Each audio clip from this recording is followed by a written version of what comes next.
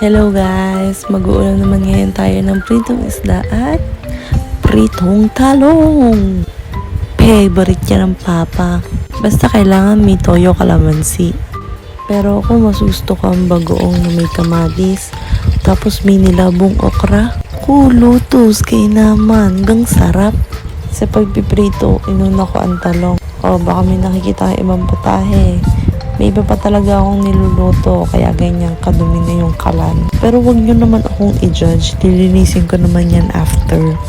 So ayun nga, prito-prito lang hanggang sa maluto mo na lahat ng talong. After mo lutuin ng talong, saka mo isa-isa yung mga isda. Hinaan mo lang yung apoy kasi masakit yung mantika pag ikaw natalsikan. Kainamang lapnos, may nakikita kang bata dyan. Umiisyosyo yan kung anong ulam. Gusto lagi si tingin. Kala mo naman kakain, kakakain lang naman. May pagsilip pa.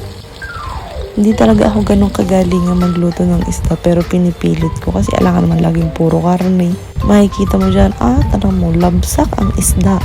Baka naman may makakapag-sponsor ng non-stick frying pan. Ay talagang pasasalamat ko sa iyo pag ako'y binigyan mo. Yun lang, tingnan mo kung gaano katusta ng isda. Pero masarap naman yan. Bye-bye!